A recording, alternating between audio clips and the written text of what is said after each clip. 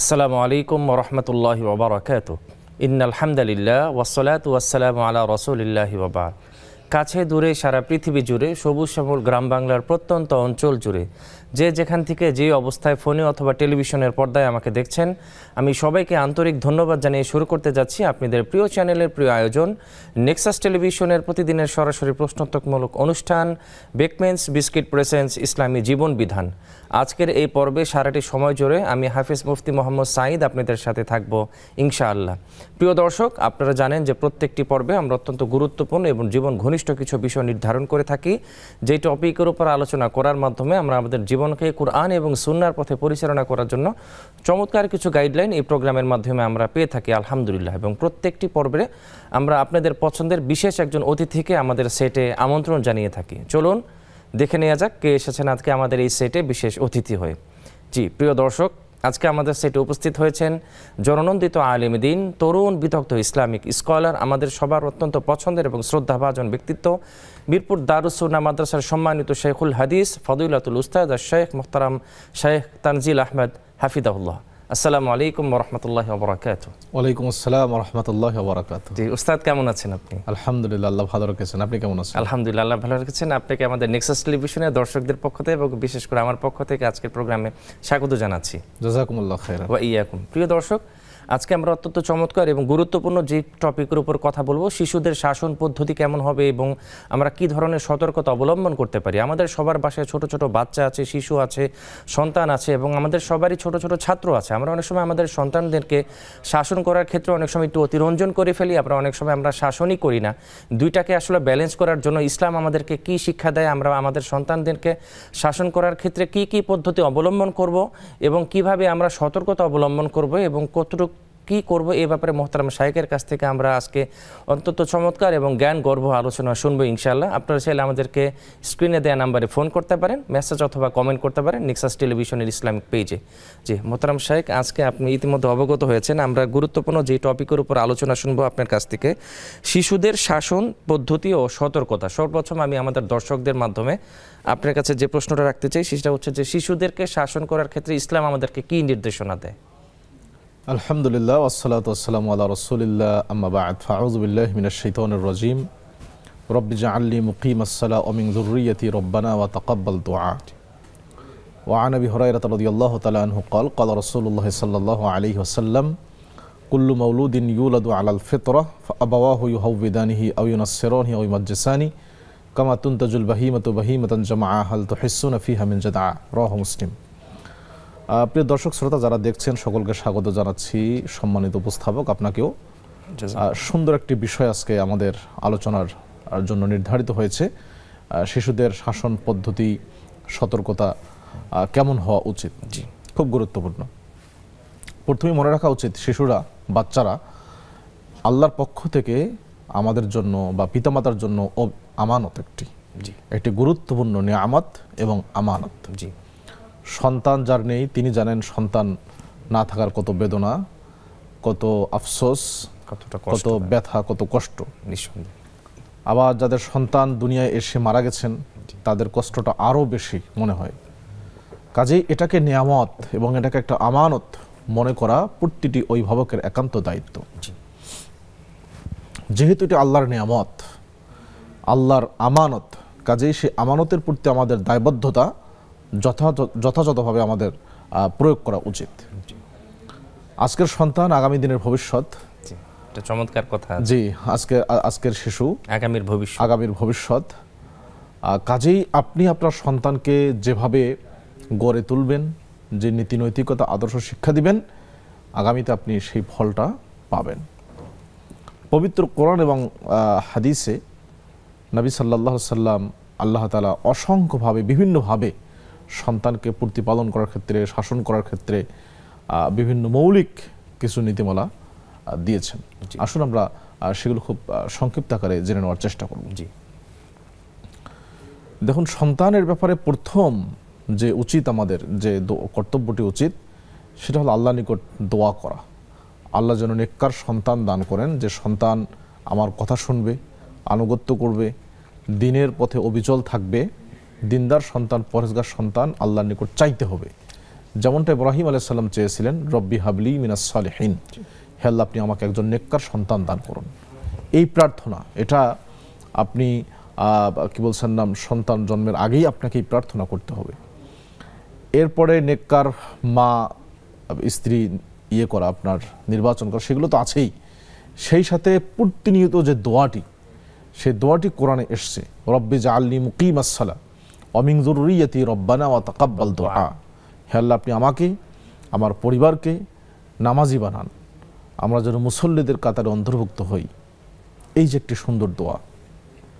আরো একটি দোয়া এসছে, রব্বানা হাব লানা মিন আজওয়াজিনা ওয়া যুররিয়াতিনা কুররাতা আয়ুন ওয়াজআলনা লিল মুত্তাকিনা ইমামা। চমৎকার অর্থ। জি, হে আল্লাহ আপনি আমাকে, আমার পরিবারকে নেককার পরহেজগার বানান, এবং আমার পরিবারকে, আমার সন্তানদেরকে আমার জন্য চক্ষু শীতলকারী বানান, আর আমাদেরকে মুত্তাকিদের ইমাম বানান। মুত্তাকিদের মধ্যে যারা সবচেয়ে ভালো তাদের অন্তর্ভুক্ত করেন। তো একজন পিতামাতা, আমরা যে অভিযোগগুলো শুনে থাকি যে বাচ্চারা কথা শোনে না, এগুলো তো বাস্তবতা আছেই। তো এই যে অসুবিধা আমরা পড়ছি, একটা সমস্যা, জাতীয় সমস্যা বলা চলে এটা বর্তমানে, বাচ্চারা কথা শোনে না, খেতে চায় না, মোবাইল নিয়ে থাকে, ইত্যাদি ইত্যাদি কত রকমের। তো আমরা আসলে বাচ্চাদের জন্য কতটুকু দোয়া করছি? তাহাজ্জুদের সালাতে আমাদের মায়েরা কতটুকু বাচ্চাদের জন্য দোয়া করছে? মনে রাখতে হবে যে মায়ের দোয়া বাচ্চাদের জন্য অত্যন্ত কার্যকরী। সুবহানাল্লাহ। শুধু নিয়ম কারণ মেনেই কিংবা শাসন পদ্ধতি ব্যবহার করেই আপনি কিন্তু সবকিছু করতে পারবেন না। কারণ তার মানে আপনার মেসেজ আমরা যেটা পাচ্ছি, সন্তান মানুষ হওয়ার ক্ষেত্রে সবচেয়ে গুরুত্বপূর্ণ বিষয়টি সেটা হচ্ছে মা বাবার সন্তানের জন্য দোয়াটা অবশ্যই দোয়া। এবং অনেকগুলো ইতিহাস কাহিনী আছে সেই দোয়ার কারণে সন্তানের ভবিষ্যৎ ভালো হয়েছিল। ইমাম বুখারী সর্বপ্রথম কাজ হচ্ছে দোয়া। ইমাম বুখারীর কথা আমরা বলতে পারি, তিনি ছোটবেলায় অন্ধ হয়ে গিয়েছিলেন। তার মা আল্লাহর নিকটে তাহাজ্জুদের সালাত পড়ে দোয়া করেছিলেন যে আল্লাহ আপনি আমার সন্তানকে সুস্থ করে দেন। আল্লাহ তাআলা তাকে সুস্থ করে দিয়েছেন। সুবহানাল্লাহ। এবং ইমাম বুখারী গোটা জগৎ বিখ্যাত ইমাম তিনি হয়েছেন। সুবহানাল্লাহ। তো দেখুন, এই জন্য মায়ের ভূমিকা সবচেয়ে বেশি। পিতার ভূমিকাও থাকবে, মায়ের ভূমিকাও প্রয়োজন। সন্তানকে শাসন করার ক্ষেত্রে আমাদের মনে রাখতে হবে আমরা তাকে শাসন করব আদবের উদ্দেশ্যে, রাগের উদ্দেশ্যে নয়। এটা সবচেয়ে বড় ব্যাপার। রাগ, আপনার রাগের বশবর্তী হয় নয়, বরং আদব শিক্ষা দেওয়ার জন্য, আদবের জন্য। কোরআনে সূরা আর রহমান যদি আমরা পড়ি, সেখানে কি বলা হচ্ছে?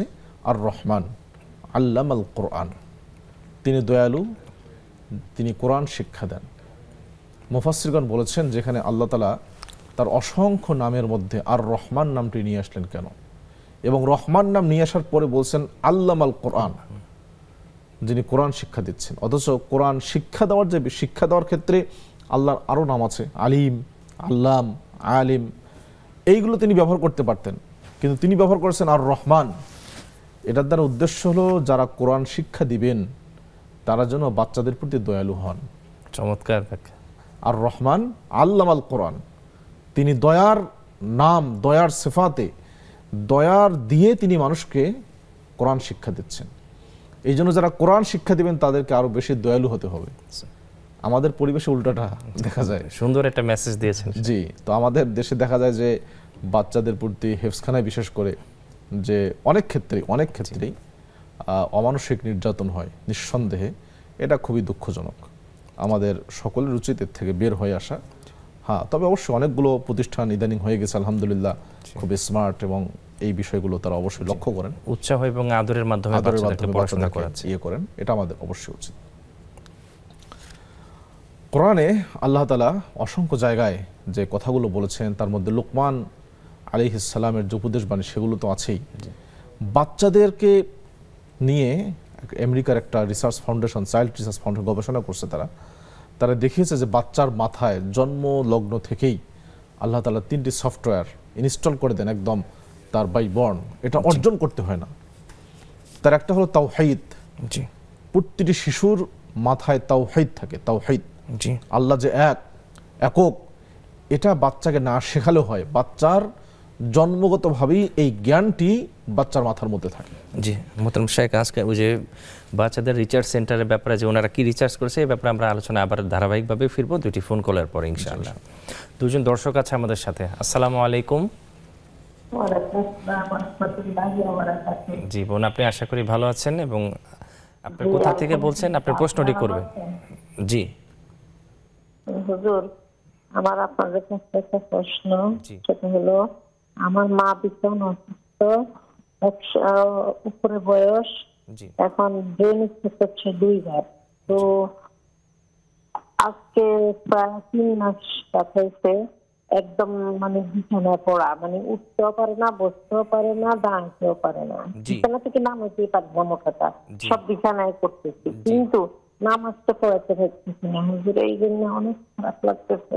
আমার মাঝে উনি নামাজ কাজা করেন না, এক একটা নামাজ 5-7 বারও পড়তে অল্প করে আগে দিই, জি মানে এক একটা নামাজে বারবার পড়তো, রাত্রে ঘুমের মধ্যেও নামাজ পড়তো, ঘুম থেকে উঠে বসে বসে নামাজ জি বোন, আমি আপনার প্রশ্নটা আলহামদুলিল্লাহ বুঝেছি ইনশাআল্লাহ। সেই মা এখন আমার নামাজ পড়তে পারে না, এখন কি করার আছে আমার? আমার খুব কষ্ট হচ্ছে, জি আমার খুব অপরাধ মনে হচ্ছে যে আল্লাহ আমাকে ধরবে কিনা এটার জন্য। উনি না, আপনি আশাহত হবেন না, ইনশাআল্লাহ শায়েক এটার একটা সলিউশন অবশ্যই দিবেন। আপনি আমরা দোয়া করি ওনার জন্য, আল্লাহ তাআলা ওনাকে সুস্থতা দান করেন, আল্লাহুম্মা আমিন।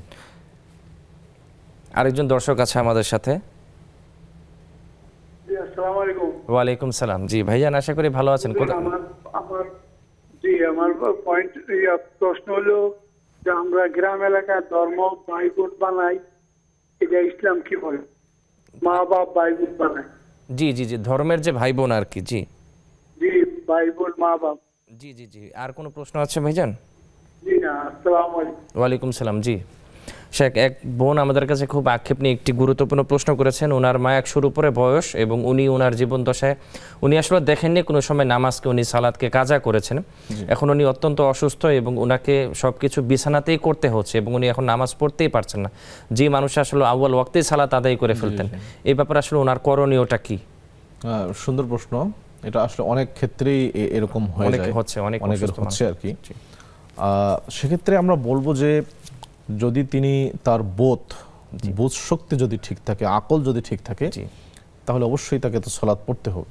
জি, সেক্ষেত্রে নবী সাল্লাল্লাহু আলাইহি ওয়াসাল্লাম বলেছেন যে সাল্লি কাইমান ফাইল্লাম তাস্তাতি ফাকাইদান ফাইল্লাম তাস্তাতি ফাআলা জামবিন। জি, দাঁড়িয়ে সালাত পড়ো, না পারলে বসে, যদি তাও না পারে তাহলে কাত হয়ে অথবা চিত হয়ে। তো যদি তার সেই বোধ শক্তিটা থাকে সালাতের, তিনি বুঝতেছেন, তাহলে অবশ্যই আপনাকে একটু খেয়াল করে দিতে হবে সালাতের বিষয়ে, যতটুকু পারেন। যে আর যদি সেই বোধ শক্তি না থাকে, তার আকল চলে যায়, শেষ বয়সে মানুষের হতে পারে, তাহলে তো লা ইউকাল্লিফুল্লাহু নাফসান ইল্লা উসআহা, সাধ্যের বাইরে আল্লাহ তাআলা কোনো কিছু চাপিয়ে দেননি। যদি বোধ শক্তি থাকে তাহলে তাকে সালাত পড়তে হবে, আর যদি বোধ শক্তি না থাকে তাহলে তারপর সালাত পড়া আবশ্যক নয়, অর্থাৎ তিনি মাযুর হিসেবে আল্লাহর নিকটে গণ্য হবে। চমৎকার উত্তর দিয়েছে শেখ। বোনের আরেকটা যেটা প্রশ্ন ছিল সেটা হচ্ছে উনি যেহেতু উনি প্রস্রাব পায়খানার যে বিষয়টা উনি বিছানাতেই উনি করছেন, এই ক্ষেত্রে আসলে উনি কিভাবে কি করবেন পবিত্রতার বিষয়টাকে? পবিত্রতার বিষয়টা হলো যে বিছানায় যেহেতু প্রস্রাব পায়খানা করতে হচ্ছে, সেক্ষেত্রে তো এই প্রস্রাব পায়খানার বিষয়গুলো তারা পবিত্র করাবেন। প্রশ্ন হলো যে সালাতের ক্ষেত্রে কোনো হবে কিনা। যদি আপনার দেখা যায় যে না, উজু করলে কষ্ট হয়, আপনি তায়াম্মুম করে সালাত পড়াতে পারেন, সমস্যা নেই। আর পবিত্রতা যতটুকু আপনারা করতে পারেন, যতটুকু সর্বোচ্চ চেষ্টা করে যতটুকু করা যায় সম্ভব হয়, ততটুকু করেই আপনি কোনো রকম সালাত ইশারার মাধ্যমে হলেও সালাত যেন পড়েন, আমরা এটা আশা করব এবং বিষয়টা আল্লাহ তাআলা ইনশাআল্লাহ সহজ করে দিন। জি, বারাকাল্লাহ। প্রিয় দর্শক, খুব চমৎকারভাবে মুহতারাম শাইখ কোরআন এবং হাদিসের আলোকে আলোচনা করেছেন এবং আপনাদের প্রশ্নগুলোর উত্তর দিয়ে যাচ্ছেন আলহামদুলিল্লাহ। এরই মাঝে আমাদের সময় হয়ে গেল একটি বিরতিতে যাবার, ফিরছি আমরা কিছুক্ষণ পরে, ততক্ষণ আমাদের সাথেই থাকুন।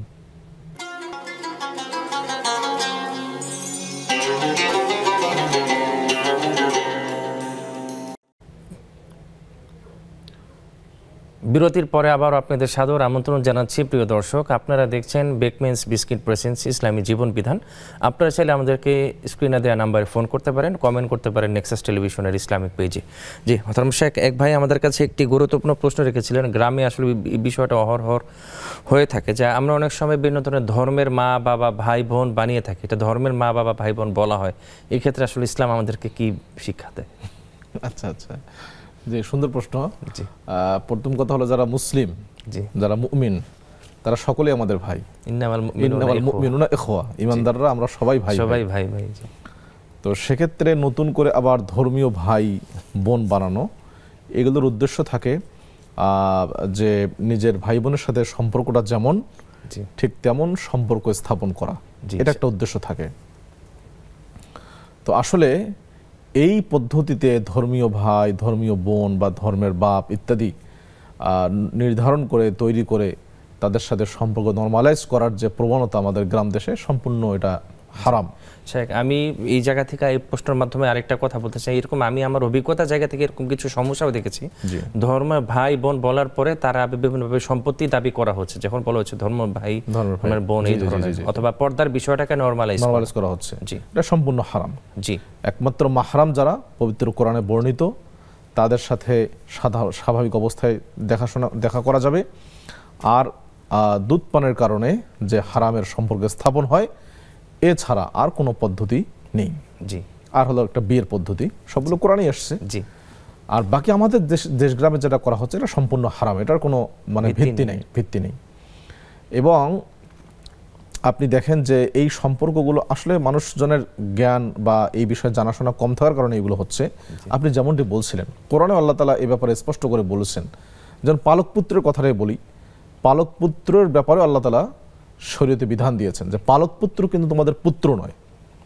চমৎকার নির্দেশ। পালক পুত্র নয়। মা জাআলা আদিয়াকুম আবনাআকুম, যাদেরকে তোমরা পালক পুত্র বলছো তারা তোমাদের পালক পুত্র নয়। কাজেই সে যদি বড় হয় আর যদি আপনার স্ত্রীর দুধ পান না করে, তাহলে আপনার স্ত্রীর উচিত তার সাথে পর্দা মেনটেন করে চলা, এবং এই সন্তান আপনার সম্পদ থেকে কোনো ওয়ারিশ পাবে না। গুরুত্বপূর্ণ একটা মেসেজ। জি, কিন্তু আমরা অনেকে এটা ভুলে গিয়েছি। এটা জাহিলি যুগে ছিল এগুলো। জি, আবার অনেক সময় এটাই হয় যে উনি নিজের শরীয়ত না মেনে উনি দিয়ে দিচ্ছে, এরকমও হচ্ছে। জি জি জি, এটাও হচ্ছে। তো জাহিলি যুগে এগুলো ছিল, ইসলাম এসে এগুলোকে সম্পূর্ণ হারাম করে দিয়েছে। কাজে এখান থেকে আমাদের বের হয়ে আসতে হবে। জাযাকুমুল্লাহ খাইর। একজন দর্শক আছে আমাদের সাথে। আসসালামু আলাইকুম। জি, ওয়ালাইকুম সালাম। বোন, আপনি আশা করি ভালো আছেন, আপনার প্রশ্নটি করবেন প্লিজ। জি, আমার বাবা মা আমার ভাইদের বেশি ভালোবাসে। আমার মানে আমাদের মেয়েদের থেকে ভাইয়ের ভালোবাসাটা বেশি থাকে। যত মানে ওনার যে সম্পদ আছে সব ছেলেদেরই দিছে, মানে শুধু খাওয়া দাওয়াটা খাওয়াইয়ে বড় করছে এইটুকুই, এছাড়া বাবা মার থেকে তেমন কোনো হকই পাই নাই। তো সবসময় সম্মানও করি, বাবা মায়ের ভালোবাসি, কারণ জি বোন, আমি আপনার প্রশ্নটা বুঝতে পেরেছি। আল্লাহ তাআলা আপনার সমস্যাকে সমাধান করেন, আল্লাহুম্মা আমিন। শায়েখ আপনার প্রশ্নের উত্তর দিবে আর কি। শায়েখ, এক বোন অত্যন্ত কষ্টের জায়গা থেকে একটি প্রশ্ন রেখেছেন আপনার কাছে, সেটা হচ্ছে ওনার মা বাবা ওনার ছেলেদেরকে বেশি ভালোবাসেন এবং ওনাকে তেমন ভালোবাসে না। এর চেয়ে বড় স্পর্শকাতর বিষয়টা হচ্ছে সম্পদ সব ওনার ভাইদেরকে দিয়ে দিয়েছে, অর্থাৎ ওনার ছেলে সন্তানদেরকে দিয়ে দিয়েছে, ওনাকে তেমন কিছু দেয়নি। এই ব্যাপারে আসলে করণীয়টা কি? হাদিসে কুদসিতে আল্লাহ তাআলা বলেছেন, ইয়া ইবাদি ইন্নী হাররামতুজ যুলমা আলা নাফসি ওয়া জাআলতুহু বাইনাকুম মুহাররামান ফালা তাযালামু। আমি জুলুমকে আমার নিজের উপর হারাম করে নিয়েছি, আমি কখনোই জুলুম করি না, তোমরাও কখনো জুলুম করবে না, তোমাদের জন্য এটা হারাম। আল্লাহ হেফাজত। সন্তান যে পর্যায়ে থাকুক না কেন, যেমনই হোক না কেন, ছেলে হোক মেয়ে হোক, যে রঙের হোক না কেন, যাই হোক না কেন, সন্তানকে এক নজরে দেখতে হবে সবাইকে। এটা ইসলামের নিয়ম, কোরআন সুন্নাহর নিয়ম। জি, নু'মান বিন বাশির রাদিয়াল্লাহু তাআলা আনহু, তার বাবা তাকে কিছু সম্পত্তি দিলেন। তখন তিনি বললেন যে রাসূল, আমাকে আমার বাবা সম্পত্তি দিয়েছে, বা তার বাবা এসে বললেন আমি আমার ছেলেকে সম্পত্তি দিয়েছি, আপনাকে সাক্ষী রাখতে চাই এই বিষয়টাতে। তখন আল্লাহ রাসূল বললেন যে তুমি কি তোমার অন্যান্য সন্তানদেরকে সম্পদ দিয়েছো? তিনি বললেন যে না, আমি তো দেই নাই। তখন রাসূল বললেন যে তাহলে এটা জায়েজ হবে না, দিলে সবাইকে দিতে হবে। এমনকি একটা সন্তানকে যদি আপনি 2টা চুমু দেন, অন্য সন্তানকে আপনাকে 2টা চুমু দিতে হবে। চুমু দেওয়ার ক্ষেত্রে, আদর করার ক্ষেত্রে কম বেশি করা যাবে না। দুর্ভাগ্যজনক আমরা মুসলমানরা সেখানে আদর যত্ন তো অনেক পরের কথা, সম্পত্তির ক্ষেত্রে আমরা জুলুম করছি, সন্তানকে কাউকে মাহরুম করছি, কাউকে বেশি দিচ্ছি। এটা সম্পূর্ণ হারাম। আল্লাহর কাঠগড়ায় আপনাকে ধার হতে হবে। নবী করিম সাল্লাল্লাহু আলাইহি সাল্লামের তার মেয়ে 4 জন মেয়ে ছিলেন যাদেরকে তিনি ভালোবাসতেন। ফাতেমাকে তিনি বলছেন ফাতেমা বাদাআতুম মিন্নি, ফাতেমা আমার নিজের অংশ, ফাতেমা আমার নিজের অংশ, রাসূল সাল্লাল্লাহু আলাইহি ওয়াসাল্লাম বলেছেন। কাজেই মেয়ে সন্তানকে কম ভালোবাসা বা যত্ন কম নেয়ার যে অভিযোগগুলো নতুন না, অনেক পুরনো। তো এটা খুবই দুঃখজনক। আল্লাহ তাআলা কোরআনে কিন্তু প্রথমে বলেছেন ইয়াহাবু লিমান ইয়াশাউ ইনাসান ওয়া ইয়াহাবু লিমান ইয়াশাউ যুকুর।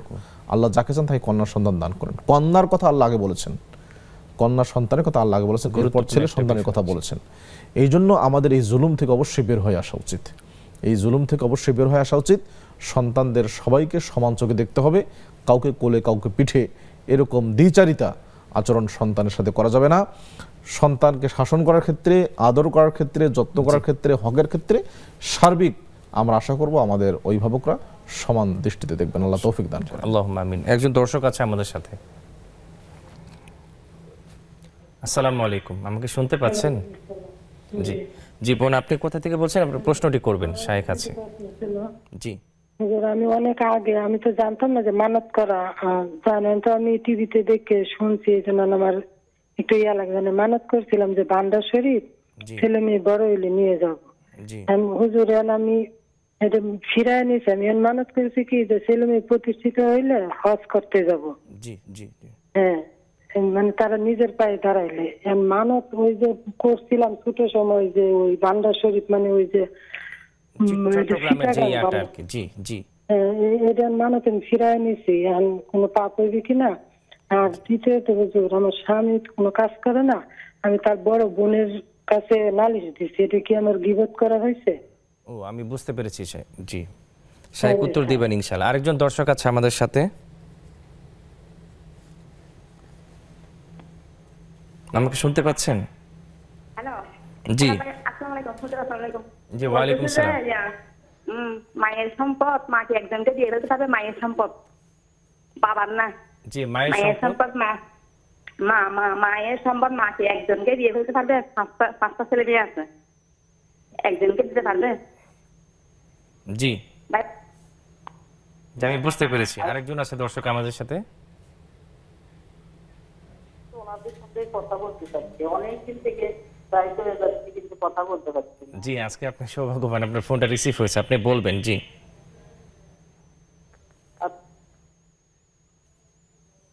আচ্ছা, আসসালামু আলাইকুম। ওয়ালাইকুম সালাম। জি ভাইজান, আশা করি আপনি ভালো আছেন, আপনার প্রশ্নটি করবেন। কিন্তু সে কথাই তো বলছি না, মানে ওনাদের সঙ্গে সরাসরি বলতে চাচ্ছি। জি আপনি টেলিভিশনের সাউন্ডটা একটু কমিয়ে প্রশ্নটি করবেন প্লিজ।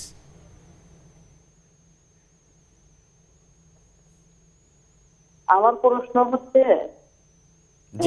আমার প্রশ্নটা হচ্ছে যে কোনো মানুষ মারা গেলে সব মানুষ কিবলামুখী হয় না, কিন্তু আমার একজন মানে আমার দাদি, আপন দাদি, উনি মারা গেছিল, মানে আকাশমুখে উনি ছিল আর কি, মানে পুরো মানে সোজা। এটা কি কোনো মানে কি কারণে এরকম হয়েছে? আমি একটু এই উত্তরটা পাইলে খুশি হইতাম আপনাদের।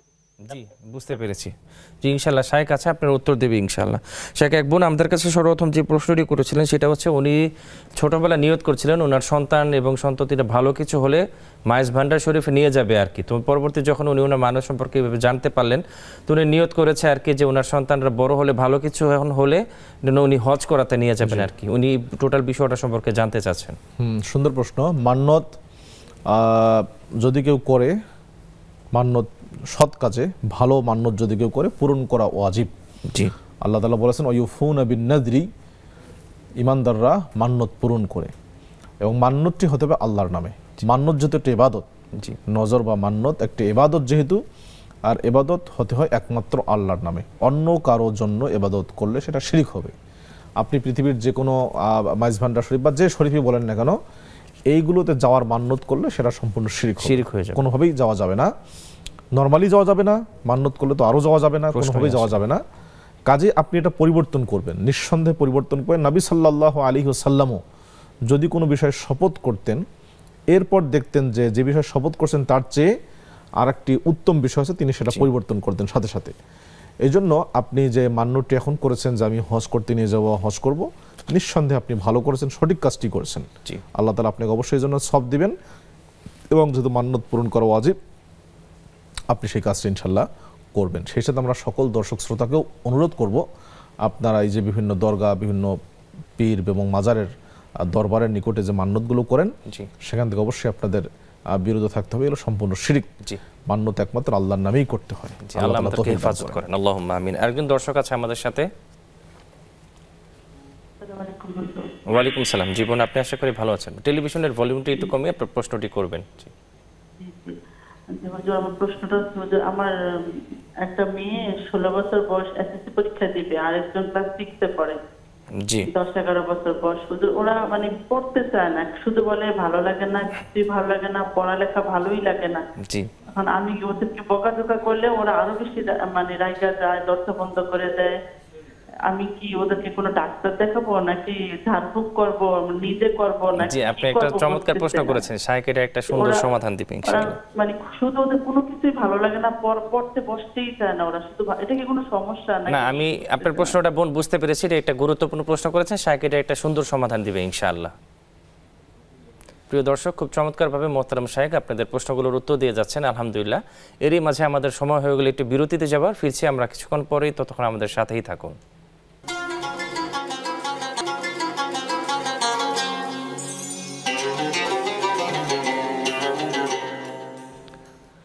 বিরতির পরে আবারও আপনাদের সাদর আমন্ত্রণ জানাচ্ছি প্রিয় দর্শক। আপনারা দেখছেন বেকমেন্স বিস্কিট প্রেজেন্টস ইসলামী জীবন বিধান। আপনারা চাইলে আমাদেরকে স্ক্রিনে দেওয়া নাম্বারে ফোন করতে পারেন, কমেন্ট করতে পারেন নেক্সাস টেলিভিশনের ইসলামিক পেজে। আমরা সরাসরি মোহতারাম শাইখের কাছে প্রশ্নে ফিরে যাচ্ছি।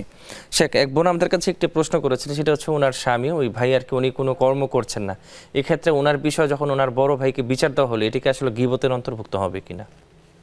না, এটা গীবতের অন্তর্ভুক্ত মোটেও হবে না।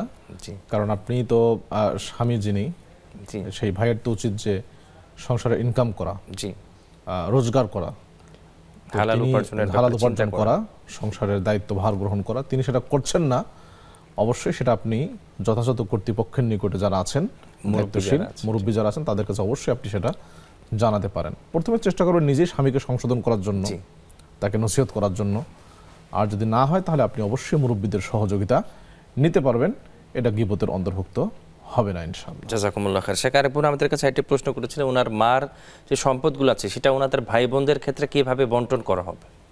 আচ্ছা, সেটা মা হোক বা যেই হোক না কেন, ইসলামের নিয়ম হলো যিনি যদি মারা যান, মারা যাওয়ার পরে ইসলামী বিধি মোতাবেক তার সম্পদগুলো বন্টন হবে যারা ওয়ারিশ তাদের মাঝে।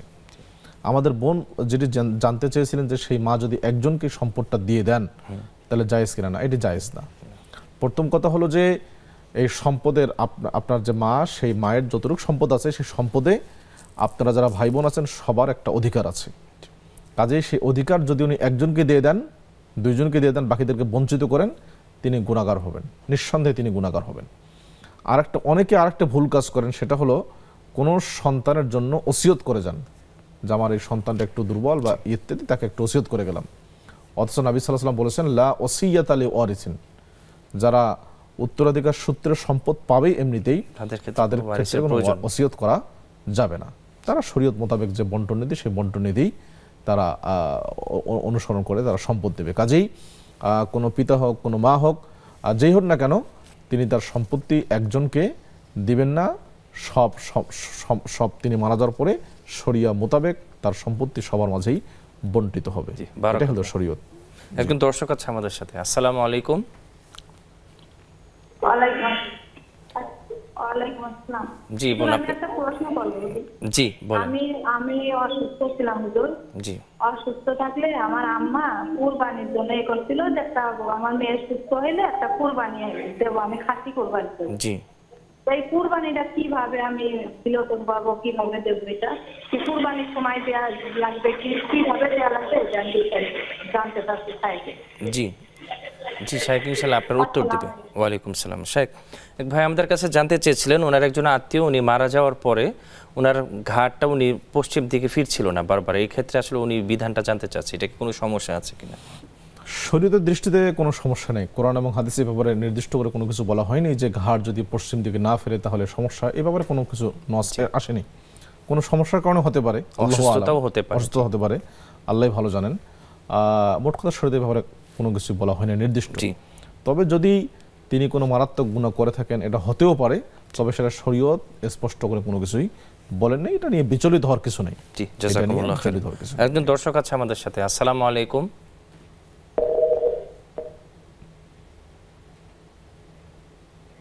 জি, লাইনটি বিচ্ছিন্ন হয়ে গিয়েছে। শেখ, এক বোন আমাদের কাছে আরেকটি আক্ষেপ জানিয়েছিলেন, সেটা হচ্ছে ওনার 2জন সন্তান আছে, সামনে এসএসসি পরীক্ষার সময় চলে আসছে, কিন্তু কোনোভাবেই পড়াশোনা করতে চায় না। যতভাবে বলা হোক না কোনো পড়ায় মন বসে না, বরঞ্চ ওনারা আসলে পড়াশোনার কথা বলে রাগ করেন। উনি কি এক্ষেত্রে কোনো ডক্টরের ট্রিটমেন্ট নেবেন নাকি কোনো রুকাইয়া বা কোনো চিকিৎসা করবে, এই ব্যাপারে উনি পরামর্শ চাচ্ছিলেন আপনার মাধ্যমে? খুবই গুরুত্বপূর্ণ। এরকম সমস্যা যদি কারো হয়ে থাকে যে কোনোভাবেই পড়ালেখায় মন বসছে না, অস্বাভাবিক, একটা হলো যে করে কিন্তু কম পড়াশোনা, ওনার বর্ণনা আসলে অস্বাভাবিকটাই বুঝে এসেছে যে কোনোভাবেই দরজা লাগিয়ে দিচ্ছে, কোনোভাবে পড়াশোনা করছে না। আমার মনে হচ্ছে যে আপনি সেক্ষেত্রে রুকিয়া করতে পারেন, রুকিয়া শারঈয়া, জি, শরীয়তের রুকিয়া। কারণ জিন বা শয়তান আমাদের উপর যে প্রভাবগুলো ফেলে, আমরা মনে করি যে জিন ধরলে মানুষ উল্টাপাল্টা করবে, পাগলামি করবে, এটাই হলো জিন ধরা। না, জিন ধরলে আপনার জীবনে আপনি ইবাদতের প্রতি অমনোযোগী হবেন, এটাও কিন্তু জিনের একটা প্রভাব। ভালো কাজের প্রতি বিমুখ হওয়া, জি, ভালো কাজের প্রতি বিমুখ হওয়া, অলস হওয়া, এই সবগুলো জিনের একটা প্রভাব থাকে। কাজেই এটা হতে পারে, আল্লাহু আলাম, আপনি ভালো একজন যারা শরীয়ত অনুযায়ী কোরআন এবং হাদিস দিয়ে ঝাড়ফুঁক করেন, নির্ভরযোগ্য এরকম কোনো আলেমের শরণাপন্ন হতে পারেন। আপনি নিজেও বাসায় বেশি করে সূরা বাকারা তেলাওয়াত করতে পারেন, কারণ আল্লাহ রাসূল সাল্লাল্লাহু আলাইহি ওয়াসাল্লাম বলেছেন সূরা বাকারা যে বাসায় তেলাওয়াত করা হয় সেই বাসায় শয়তান থাকে না। কাজে আপনি নিজেও বেশি করে সূরা বাকারা তেলাওয়াত করবেন। বাচ্চাদেরকেও আয়াতুল কুরসি বিশেষ করে পড়তে বলবেন, যেন শয়তান তাদের উপরে আসর করতে না পারে। আর সেই সাথে আপনি ভালো একজন নির্ভরযোগ্য আলেমের শরণাপন্ন হতে পারেন। আল্লাহ তাআলা আপনাকে সহজ করে দিন এই বিষয়ে। বারাকাল্লাহ। একজন দর্শক আছে আমাদের সাথে। আসসালামু আলাইকুম। জি ভাই, আমাকে শুনতে পাচ্ছেন? আসসালামু আলাইকুম হুজুর। জি, ওয়ালাইকুম সালাম। আপনি আপনার প্রশ্নটি করবেন। মাসুম কুমিল্লা ধর্মপুর থেকে। জি, দুটি প্রশ্ন হুজুর। প্রথম প্রশ্নটি কোরআন থেকে সূরা আল ইমরান আয়াত 64 অধ্যায় 3। জি, সূরা আল ইমরান আয়াত 64। হে আহলে কিতাবীগণ, তো আয়াসো সেই সব কথায় যা তোমাদের এবং আমাদের মধ্যে এক। আমরা আল্লাহ ছাড়া কারো ইবাদত করি না, আল্লাহর সাথে কাউকে শরীক করি না। জি, আমরা হে আহলে কিতাবীগণ, তো এসো সেই সব কথায় যা তোমাদের মধ্যে আমাদের মধ্যে এক। এর মানে কি কোরআন কি বলতেছে? সূরা আল ইমরান আয়াত 64। জি। আর দ্বিতীয় প্রশ্নটি হলো যে সহিহ বুখারী খণ্ড নম্বর 4, নবী মুহাম্মদ সাল্লাল্লাহু আলাইহি সাল্লাম বলেন, তোমরা সেই সব লোকদেরকে দেখো যাদের ভাগ্য তোমার চেয়ে খারাপ, আর সেই সব লোকদেরকে দেখো না যাদের ভাগ্য তোমার চেয়ে ভালো। এর মানে কি এই হাদিসটি সহিহ বুখারী খণ্ড নম্বর 4 জি। আসসালামু আলাইকুম। জি, ওয়ালাইকুম সালাম। শেখ, বোন আমাদের কাছে আরেকটি গুরুত্বপূর্ণ প্রশ্ন রেখেছিলেন, সেটা হচ্ছে যে উনি যখন অসুস্থ ছিলেন ওনার মা নিয়ত করেছিলেন আর কি ইনশাআল্লাহ সুস্থ হলে একটি খাসি সাদাকা করবেন আর কি, ওইটা কুরবানির নাম দিয়ে উনি বলেছেন। এখন উনি আলহামদুলিল্লাহ সুস্থ হয়েছে, এই খাসিটা সাদকার ক্ষেত্রে উনি আসলে কিভাবে এটা করতে পারেন, এবং এই খাসির গোশতটা কি ওনারা খেতে পারবেন নাকি এটা শুধু অন্যদের মাঝে বিলে দিতে হবে? যেহেতু মান্নত করেছেন উনি, এটা মান্নত হয়ে গেছে, কুরবানি বলতে মান্নত হয়ে গিয়েছে, সুস্থ হলে আমি একটা কুরবানি দেব, খাসি কুরবানি দেব, মান্নত এটা। জি, আপনাকে মান্নত অবশ্যই পূরণ করতে হবে, ওয়াজিব। তো খাসি আপনি আল্লাহর নামে অবশ্যই জবাই করবেন এবং এর যে মাংসগুলো সেগুলো সাদাকা করে দিবেন, বন্টন করে দিবেন, গরিব দুঃখী বা যারা আপনার প্রতিবেশীরা তাদের মাঝে বন্টন করে দিবেন ইনশাআল্লাহ। এটাই হলো কথা। তো এটা স্বাভাবিকভাবেই, এটার জন্য কোনো আনুষ্ঠানিকতার প্রয়োজন নেই। আপনি স্বাভাবিক যে কোনো সময়ে খাসি কিনে কোরবানি করে দিয়ে মানুষকে খাওয়ালেই আপনার এই মান্যটি পূরণ হয়ে যাবে ইনশাআল্লাহ। জি, বারাকাল্লাহ। আরেকজন দর্শক আছে আমাদের সাথে। আসসালামু আলাইকুম।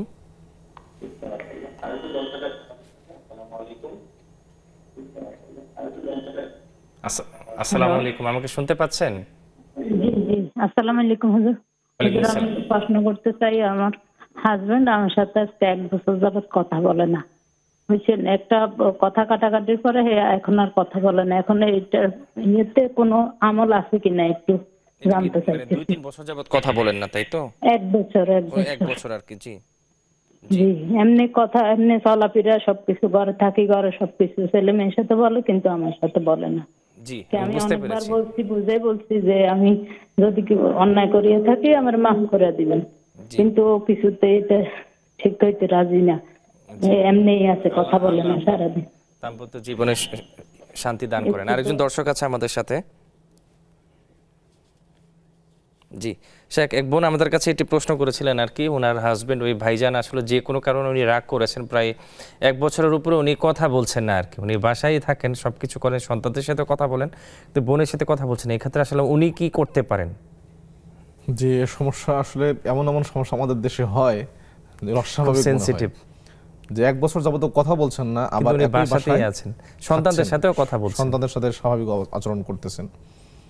তো এই ক্ষেত্রে আমরা বলবো যে আপনাদের দাম্পত্য জীবনের যে এই পরিস্থিতি, সেক্ষেত্রে আমরা সেই ভাইয়ের জন্য দোয়া করি, আপনাদের জন্য দোয়া করি, প্রথমত আল্লাহ তাআলা আপনাদের সমস্যা কাটিয়ে দিন। আর সেই সাথে আপনি এখন কি করতে পারেন, আমাদের যে বোন প্রশ্ন করেছেন, আপনি আল্লাহর নিকট দোয়া করতে পারেন বেশি করে, স্বামী যে কাজগুলো পছন্দ করেন সেগুলো বেশি করে করবেন। আপনার সন্তানদের মাধ্যমেও আপনার স্বামীকে রিকোয়েস্ট করতে পারেন যে তোমরা তোমাদের বাবাকে বলো যেন আমার সাথে সম্পর্ক স্বাভাবিক নিয়ে আসে। তারা হয়তো রিকোয়েস্ট করলে, কান্নাকাটি করলে হয়তো বা ইনশাল্লাহ কাজে দিবে। এছাড়া আপনি আল্লাহর নিকট বেশি করে দোয়া করেন, আমরা দোয়া করি আল্লাহ তাআলা আপনাদের এই দাম্পত্য জীবনে শান্তি দান করেন। জি, জাযাকুমুল্লাহ খায়র। প্রিয় দর্শক, খুব চমৎকারভাবে মুহতারাম শাইখ আপনাদের প্রশ্নগুলোর উত্তর দিচ্ছেন, আলহামদুলিল্লাহ। এরই মাঝে আমাদের সময় হয়ে গেলে একটি বিরতিতে যাবার, ফিরছি আমরা কিছুক্ষণ পরে, ততক্ষণ আমাদের সাথেই থাকুন।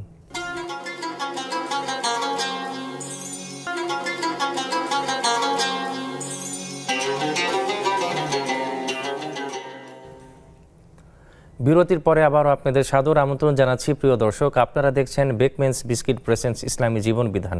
আমরা সরাসরি মুহতারাম শাইখের কাছে প্রশ্নে ফিরে যাচ্ছি। শেখ, এক ভাই আমাদেরকে কুমিল্লা থেকে, উনি সূরাতুল আলে ইমরানের 64 নম্বর আয়াতের ব্যাখ্যা সম্পর্কে সংক্ষিপ্ত জানতে চেয়েছিলেন। সূরা আলে ইমরানের 64 নম্বর আয়াত হলো, কুল ইয়া আহলাল কিতাব তাআলাউ ইলা কালিমাতিন সাওয়াইন বাইনানা ওয়া বাইনাকুম আল্লা না'বুদা ইল্লাল্লাহ ওয়া লা নুশরিকা বিহি শাইআ ওয়া লা ইয়াত্তাখিযা বা'দুনা বা'দান আরবাবা মিন দুনিল্লাহ। নবী, আপনি বলুন, হে আহলে কিতাবগণ, তোমরা আসো একটি কথার দিকে যেটা তোমাদের এবং আমাদের মাঝে সমান। সেটা হলো যে আমরা আল্লাহ ছাড়া কারো ইবাদত করব না, কাউকে শরীক করব না আল্লাহকে বাদ দিয়ে, এবং আমাদের একজন আরেকজনকে মাবুদ রূপে গ্রহণ করব না। আপনি দেখবেন যে ডক্টর জাকির নায়েক তিনি প্রায় লেকচারে এই আয়াতটি দিয়ে শুরু করেন, মাশাআল্লাহ, যেহেতু তিনি অমুসলিমদের মাঝে দাওয়াতি কাজ কম্পিউটার রিলিজিয়নের উপর চমৎকার কাজ করছেন। জি, তো আমরা আশা করি যে তিনি বাংলাদেশে আসবেন এবং বাংলাদেশে মানুষজনের নিকটে ইসলাম সম্পর্কে সুন্দর ধারণা দিবেন, সেটা আমরা আশা ব্যক্ত করছি। সরকারের নিকটে উদাত্ত আহ্বান জানাচ্ছি, সর্বোচ্চ সম্মাননা দিয়ে যেন তাকে দেশে নিয়ে আসা হয়। তো ভাই যেটি প্রশ্ন করলেন, এটার অর্থ হলো যে আহলে কিতাবদের সাথে মুসলমানদের একটা মৌলিক জায়গায় মিল আছে। সেটা হলো যে তাদের কিতাবেও লেখা আছে আল্লাহ ছাড়া কারো ইবাদত করা যাবে না, আমাদের কিতাবেও আছে আল্লাহ ছাড়া কারো ইবাদত করা যাবে না। সেই জায়গাটা রাসূল সাল্লাল্লাহু আলাইহি বলছেন যে কমপক্ষে এই জায়গাটুকু আসো, আমরা আগে এক আল্লাহর ইবাদত করি, শিরিক বাদ দেই, এরপর শরীয়তের অন্যান্য বিধান তোমরা মানবা পরে মানো, কিন্তু একটা জায়গায় তোমরা কমপক্ষে আসতে পারি, কমন গ্রাউন্ডে আসতে পারি, কমপক্ষে এইটুক জায়গায় তোমরা আসতে পারি। তো সেটা তো আহলে কিতাবরা আসে নাই। তো এই আয়াতের অর্থ হলো যে কমপক্ষে একটি জায়গায় শিরিক পরিত্যাগ করে কমপক্ষে তাওহীদের এই জায়গাটাতে আমরা একটা গ্রাউন্ডে আসতে পারি কিনা তিনি উদাত্ত আহ্বান জানিয়েছেন আহলে কিতাবদের প্রতি। এটা হলো এই আয়াতের ব্যাখ্যা। জাযাকুমুল্লাহ খায়র। শেখ, উনি বুখারী শরীফের 4 নম্বর খণ্ডের একটা হাদিস বলেছেন। সেই হাদিসটি হলো নবী সাল্লাল্লাহু আলাইহি ওয়াসাল্লাম বলেছেন, লা তানজুরু ইলা মান ফাওকাকুম আনজুরু ইলা মান আসফালাকুম ফাইন্নাহু আজদারু আল্লা তাজদারু নি'মাতাল্লাহি আলাইকুম। তোমাদের চেয়ে যাদের ভাগ্য ভালো বা যারা ভালো অবস্থানে আছে তাদের দিক তাকিও না, যারা তোমাদের চেয়ে নিম্নমানের তাদের দিক তাকাও, তাহলে সহজেই আল্লাহর কৃতজ্ঞতা করতে পারবে। এটার অর্থ হলো যে আমরা যখন আমাদের উপরতলার লোকদের দিকে তাকাবো, আমার চেয়ে ধনী ব্যক্তি, আমার চেয়ে সুন্দর ব্যক্তির দিক তাকাবো, তখন একটা আফসোস কাজ করবে আমার মধ্যে। আর যদি আমি দেখি যে আমার চেয়ে নিম্নমানের যারা কম মানের তাদের অবস্থার দিক তাকাই, তখন আমার মধ্যে একটা কৃতজ্ঞতা বোধ আসবে যে আল্লাহ তাআলা তার চেয়ে আমাকে অনেক ভালো রেখেছেন। শুকরিয়া আসবে। এই মানুষ যেন শুকরিয়া করতে পারে, সর্বাবস্থায় একটা প্রশান্তিতে থাকতে পারে, অস্থিরতার জন্য না যায়, এই জন্যই মূলত নবী সাল্লাল্লাহু আলাইহি ওয়াসাল্লাম এটি আমাদেরকে নসিহত করেছেন। বারাকাল্লাহ। শেখ, দুইজন দর্শক আছে আমাদের সাথে। আসসালামু আলাইকুম। ওয়ালাইকুম সালাম। জি বোন, আপনি ভালো আছেন আশা করি। কোথা থেকে বলছেন এবং আপনার প্রশ্নটি করবেন? আমার দুটো প্রশ্ন, আমি কুমিল্লা থেকে বলছি। জি আমার প্রশ্ন হচ্ছে, আমি ফজরের ফরজ বা জোহর আসরের সব ফরজে, বিশেষ করে ফজরের ফরজে আমি সূরা ইয়াসিনের প্রথম আর পারি, কিন্তু আমি 8 আয়াত পড়ি প্রথম রাকাতে, দ্বিতীয় রাকাতে সূরা কদর বা সূরা আসর অল আসরে এটা পড়ি। এইভাবে আমি পড়ি। আর ইয়াতে জোহর বা এরকম সব ফরজগুলোতে পড়ি। এভাবে পড়া যাবে নাকি? জি। আর হুজুর আরেকটা প্রশ্ন হচ্ছে, আমরা যে রুকু সেজদাতে সুবহানা রাব্বিয়াল আলা, তো এটা কি সুবহানা রব্বিয়াল হবে না রাব্বিয়াল হবে? কারণ রয়ের তো আকার হয় না। জি, এটা এরকম এটা ঠিক আছে নাকি একটু বলবেন? জি, বুঝতে পেরেছি। আরেকজন দর্শক আছে আমাদের সাথে।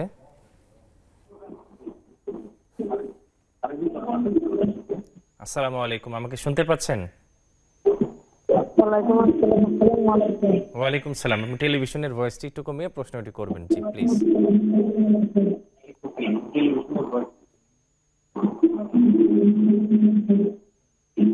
আমার ছেলে কথা শুনে না পড়ালেই করে। জি বোন, একটু টেলিভিশন থেকে দূরে যেয়ে একটু প্রশ্নটি করবেন প্লিজ। বাজু খোলা পানির সাথে মিশে নেশা করে, এখন আমি কি করবো যদি বলেন? জি, আমি বুঝতে পেরেছি। আমি ক্লাস 9-এ পড়ে। যদি আর একটা প্রশ্ন, আমার শরীর খুবই অসুস্থ, এখন আমি কি করবো? কত ডাক্তার দেখাইছে, কোনো রকমের সুস্থ হই না।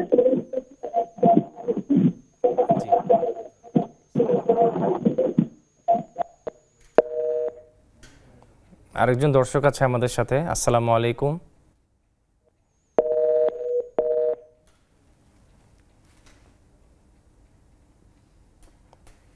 জি শেখ, দুইজন বোন আমাদেরকে একটি প্রশ্ন করেছিলেন। ওনার প্রথম যে প্রশ্ন ছিল সেটা হচ্ছে যে ফজরের নামাজের সময় উনি ফজরের নামাজ এবং অন্যান্য ফরজ নামাজে উনি প্রথম রাকাতে সূরা ইয়াসিনের প্রথম দিকে কিছু অংশ পড়ে, দ্বিতীয় রাকাতে সূরা কদর বা অন্যান্য অংশ পড়েন। উনি সব রাকাতে পড়ে একভাবেই পড়েন সব নামাজে।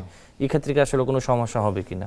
যদি উনি এটাকে বাধ্যতামূলক মনে করেন যে প্রত্যেক রাকাতে, প্রত্যেক সালাতের প্রথম রাকাতে সূরা ইয়াসিনের এই কয়টা আয়াত পড়বো আর শেষের রাকাতে এই কয়েকটা আয়াত বাধ্যতামূলক যদি করেন তাহলে সেটা নাজায়েজ হবে, বিদআত হবে। বাধ্যতামূলক করা যাবে না, বাধ্যতামূলক করা যাবে না। বাকি এমনি পড়তে পারেন। আল্লাহ বলেছেন শান্তি বোধ করেন উনি পড়তে পারেন। ফাকরু মা তায়াসসারা মিনাল কুরআন। কুরআন আপনার যেটা সহজ মনে হয় আপনি সেটাই সালাতে পড়বেন।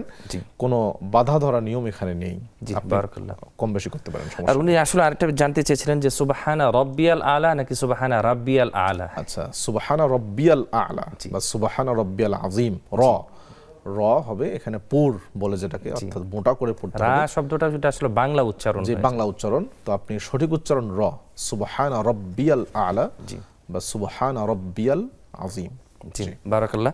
আরেক বোন আমাদের কাছে আর একটু আক্ষেপ করে প্রশ্ন করেছিলেন, উনি নিজেও অসুস্থ মানুষ, ওনার সন্তানদেরকে খুব বেশি যে উনি শাসন করবে সেই শক্তি সামর্থ্য নেই, ওনার সন্তান প্রতিনিয়ত খারাপ বা বাজে ছেলে মেয়েদের সাথে মিশছে। ক্ষেত্রে আসলে উনি কি করতে পারেন? খুব আফসোসের জায়গা থেকে প্রশ্নটি করেছেন। জি, আমরা দোয়া করি প্রথমত আপনি পারলে কোনো বুজুর্গ নেককার কোনো আলেমের সোহবতে আপনি আপনার সন্তানকে একটু নিয়ে যেতে পারেন, যেন উনি আপনার সন্তানের জন্য দোয়া করতে পারেন।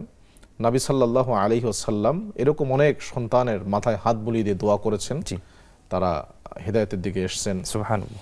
তো এই জন্য আপনি ভালো কোনো আলেমের নিকটে শরণাপন্ন হতে পারেন সন্তানকে নিয়ে, যেন তিনি দোয়া করেন। আপনি নিজেও দোয়া করবেন সন্তানের জন্য, মায়ের দোয়া সবচেয়ে বেশি কাজে লাগবে। নিজেও দোয়া করবেন এবং সবচেয়ে বড় কথা পরিবারে বাড়িতে ইসলাম চর্চা যেন ঠিক মতো হয় এটা আপনি শিওর করবেন, এনশিওর করবেন যে পরিবারের জন্য আপনার দিনে দিন চর্চা হয়। তাহলে ইনশাল্লাহ ছেলে দিন দিন আস্তে আস্তে ইনশাল্লাহ আপনার দিনের দিকে আসবে। আমরা দোয়া করি আল্লাহ তাআলা আপনার এই সমস্যার সমাধান করুন। বারাকাল্লাহ। শেখ ইয়াসিন আরাফাত মুবিন ওই ভাই আমাদেরকে ফেসবুকে প্রশ্ন করেছিলেন, আসসালামু আলাইকুম, আমার মায়ের বয়স 46 বছর, স্ট্রোকজনিত সমস্যার কারণে আমার মায়ের হাতে পায়ে কোনো শক্তি নেই, উজু করতে পারেন না, এমনকি তায়াম্মুমও করতে পারছেন না, প্রস্রাব পানি নিতেও উনি প্রস্রাব পায়খানা করেও পানি নিতে ওনার অবস্থা নেই আর কি, উনি সমস্যা হচ্ছে। এক্ষেত্রে উনি আসলে নামাজটা কিভাবে আদায় করবেন? তায়াম্মুম যদি উনি করতে না পারেন তাহলে আপনারা একটু তায়াম্মুম করিয়ে দিবেন। জি, তায়াম্মুম আপনারা করিয়ে দিবেন। আর ঠিক তেমনি পবিত্রতা অর্জনের ক্ষেত্রেও আপনারা যারা আছেন সন্তান বা যারা আছেন দায়িত্বশীল আপনারা পবিত্রতার ব্যবস্থা করে দিবেন। ইনশাআল্লাহ তায়াম্মুম করে উনি সালাত পড়তে পারবেন, যেহেতু উনি মাআজুর, কোনো সমস্যা নেই। মাআজুর হওয়ার কারণে আল্লাহ তাআলা অবশ্যই তাকে ক্ষমা করবেন।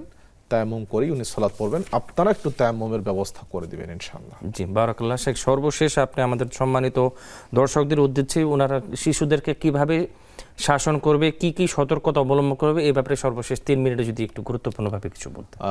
নবী সাল্লাল্লাহু আলাইহি ওয়াসাল্লাম একদিন হাসানকে দেখলেন যে একটা খেজুর খাচ্ছে রাস্তা থেকে কুড়িয়ে। তিনি বললেন, কোথায় পেলে? রাস্তায় পেয়েছি। বললেন, কিহ কিহ, ফালায় দাও তাড়াতাড়ি। খেজুরটা তাড়াতাড়ি তিনি ফেলে দিলেন। কেন? যেটা হতে পারে সাদাকার খেজুর, যে সদাকার খেজুর খাওয়া বা সদাকার মাল খাওয়া আহলে বাইতের জন্য জায়েজ নেই। ছোট্ট একটা জিনিস, ছোট বাচ্চা একটা মাত্র খেজুর খেয়েছে, কিন্তু নবী সাল্লাল্লাহু আলাইহি ওয়াসাল্লাম সাথে সাথে সেটাকে ফেলে দিয়েছে। গুরুত্বপূর্ণ। অর্থাৎ মানে ভুল বা অপরাধ যত ছোটই হোক না কেন, আপনি সাথে সাথে সেটাকে থামিয়ে দিবেন আদবের সাথে। শাসনের বলতে আপনি ভুলটাকে ধরিয়ে দিবেন। শাসন করার ক্ষেত্রে শুধু বেত্রাঘাত কিংবা চোখ রাঙ্গানিয়ে নয়, আপনি বিভিন্ন পদ্ধতি অবলম্বন করতে পারেন। যেমন আপনি বললেন যে আজকে যদি অঙ্কটা করতে না পারো বা হোমওয়ার্ক করতে না পারো, তাহলে তোমাকে কিন্তু 100 বার এই পুরো বাড়ি চক্কর দিতে হবে, তবে ঘরটা পরিষ্কার করতে হবে। এরকম আপনি একটা হিকমা অবলম্বন করেন, যেটাতে সে মজাও পাবে কিন্তু শাস্তিও হবে, সে ভবিষ্যতে সাবধান হয়ে যাবে। তো আদর করে যত্ন করে আপনি, আর সবচেয়ে বড় কথা যে পরিবারে একটা আপনি যে গার্ডিয়ান, এই শ্রদ্ধাবোধ যেন থাকে, ভালোবাসা আপনার প্রতি থাকবে, শ্রদ্ধাও থাকবে, আবার যেন ভয়ও থাকে, সতর্কতার জন্য আর কি। নবী সাল্লাল্লাহু আলাইহি ওয়াসাল্লাম এই জন্য বলেছেন যে দরজায় একটা আদবের লাঠি, লা তারফাউল আসা আন নিসাইকুম, যে একটা লাঠি থাকতে হবে, মারার জন্য নয়, শুধুমাত্র তাদেরকে সতর্ক রাখার জন্য আপনাকে এই কাজটা করতে হবে। তো এই জন্য, এবং কোরআনের যে পদ্ধতিগুলো বাচ্চাদেরকে শিক্ষা দেওয়ার পদ্ধতি, লোকমান আলাইহিস সালাম যেভাবে শিক্ষা দিয়েছেন, আপনি যদি প্রতিনিয়ত এগুলো চর্চা করেন, দিনের চর্চা করেন, পরিবারে নাসিহাগুলো যদি করেন, তাহলে ইনশাআল্লাহ আপনার সন্তান, আমাদের সন্তানগুলো দিনের পথে আসবে। সমস্যাটা হলো যে আমরা পরিবারে আমরা নিজেরাই দিন চর্চা করি না, এই জন্য বাচ্চারাও আমাদের থেকে আসলে কিছু শিখতে পায় না। এটা হলো মূল ব্যাপার। আমরা যদি নিজেরা সতর্ক হই, সাবধান হই, তাহলে ইনশাআল্লাহ বাচ্চারাও আমাদের প্রতি অনুগত হবেন। সর্বশেষ একটি ছোট প্রশ্ন করতে চাই দর্শকদের মাধ্যমে, সেটা হচ্ছে মানে সন্তান বা বাচ্চাদেরকে শাসনের ব্যাপারে আসলে কি সতর্কতা অবলম্বন করা উচিত, বা কতটুকু শাসন করতে পারবে ওনারা বাচ্চাদেরকে? কতটুকু এটা শরীয়ত বলে দিয়েছে, সর্বোচ্চ 10টি বেত্রাঘাত, সর্বোচ্চ 10টি বেত্রাঘাত, আপনি এর বেশি দিতে পারবেন না। আবার কোন কোন ফুকাহে কেরাম দহাক বলেছেন যে 3টা বেত্রাঘাত, শিক্ষকরা এর বেশি পারবেন না। হ্যাঁ, এবং এক্ষেত্রে অনেক গুরুতর কথাও তারা বলেছেন। তো এই জন্য আমাদের, এবং সবচেয়ে বড় কথা, আপনি তাকে কেন মারছেন? রাগের বা প্রতিশোধ পরায়ণ হয়ে না, শুরুতে বলেছিলেন বা ইসলাম নিয়ে আদবের জন্য, সংশোধনের জন্য আপনি তাকে মারবেন। তো এই জন্য আমাদের এই বিষয়গুলো অবশ্যই খেয়াল রাখতে হবে। অস্বাভাবিক অতিরঞ্জন কোনোভাবেই করা যাবে না, তাহলে বাচ্চা হিতে বিপরীত হয়ে যাবে। জাযাকুমুল্লাহ খাইর। আপনি আপনার শত ব্যস্ততাকে পিছনে ফেলে আমাদের সময় দিয়েছেন। আল্লাহ তাআলা আপনার ইলমে এবং খিদমতে বারাকা দান করেন, আপনাকে উত্তম প্রতিদান দিয়ে ধন্য করেন। জাযাকুমুল্লাহ খাইর ওয়া বারাকাল্লাহু ফি খিদমাতিকুম ওয়া ইয়াকুম। প্রিয় দর্শক, এতক্ষণ যারা আমাদের সাথে এই চমৎকার এই আয়োজনটিতে যুক্ত ছিলেন, আল্লাহ তাআলা আপনাদের সবাইকে সবসময় ভালো রাখেন, সুস্থ রাখেন এবং কোরআন এবং সুন্নাহর পথে রাখেন। আমি বিদায় বেলায় একটি গুরুত্বপূর্ণ মেসেজ দিয়ে আমি আজকের মতো এখান থেকে বিদায় নিচ্ছি। আমরা যেন অবশ্যই সবসময় বর্বর ইসরায়েলের বিরুদ্ধে প্রতিরোধ গড়ে তুলি এবং ইসরায়েলি পণ্যগুলোকে বর্জন করে চলি, এবং আমরা যেন আমাদের সন্তানদেরকে সবসময় আদরের মাধ্যমে, উৎসাহের মাধ্যমে কোরআন এবং সালাতের প্রতি, সুন্নাহর প্রতি তাদেরকে উৎসাহ প্রদান করি। সবাই ভালো থাকবেন, সুস্থ থাকবেন। আল্লাহু ইউবারিক ফি হায়াতিকুম। ওয়াসসালামু আলাইকুম ওয়া রাহমাতুল্লাহি ওয়া বারাকাতুহু।